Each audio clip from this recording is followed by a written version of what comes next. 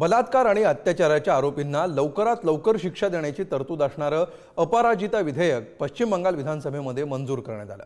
या विधेयकाला भाजपने पाठिंबा दिला असला तरी याच्या टायमिंगबाबत मुख्यमंत्री ममता बॅनर्जींवर सडकून टीका केली आहे। या विधेयकातल्या तरतुदी, सरकारची भूमिका आणि विरोधकांची टीका याचा आढावा घेणारा हा सविस्तर रिपोर्ट। बलात्काराच्या आरोपीला 10 दिवसात मृत्यूदंड, मरेपर्यंत जन्मठेपेची शिक्षा, दोषींना पॅरोलही मिळणार नाही। या आहेत पश्चिम बंगाल सरकारने केलेल्या नव्या कायद्यातल्या काही तरतुदी। अपराजिता महिला आणि बाल विधेयक असं या नव्या प्रस्तावित कायद्याचं नाव। हे विधेयक ममता बॅनर्जी सरकारकडून आज पश्चिम बंगालच्या विधानसभेत सादर करण्यात आले। कोलकात्यातील आरजी कर मेडिकल कॉलेजमध्ये प्रशिक्षणार्थी डॉक्टरवर झालेल्या बलात्कार आणि हत्या प्रकरणानंतर तृणमूल काँग्रेस सरकारने हे विधेयक आणले। या विधेयकात बलात्काराच्या गुन्ह्यातल्या आरोपीला जलद गतीने शिक्षा होण्यासाठी काही महत्त्वपूर्ण तरतुदी करण्यात आल्या।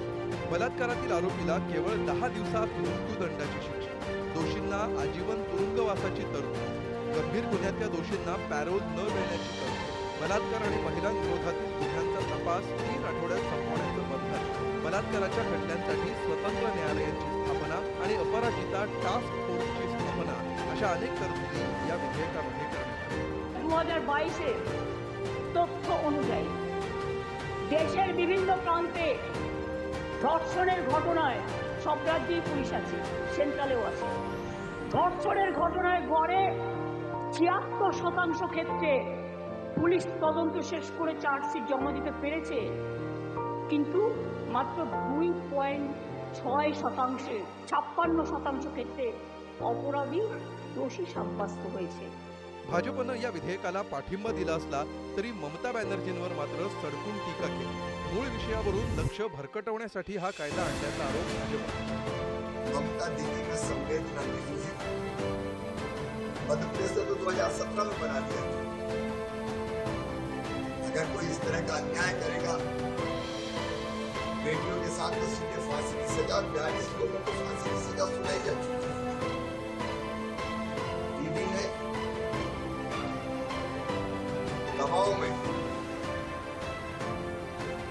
और आरजी कर कॉलेज में जो विभत्स घटना हुई है बेटी के साथ, उससे ध्यान भटकाने के लिए अब ये कानून लेकर आएंगे।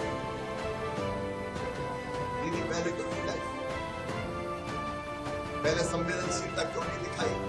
पश्चिम बंगालच्या विधानसभेत हे विधेयक मंजूर झाल्यानंतर ते राज्यपाल सी.व्ही. आनंद बोस यांच्याकडे मंजुरीसाठी पाठवलं होतं। राज्यपालांच्या सहीनंतर या विधेयकाचं कायद्यात रूपांतर झालं। या कायद्यामुळे गुन्हेगारांना वेगानं शिक्षा मिळण्याचा मार्ग मोकळा होतो।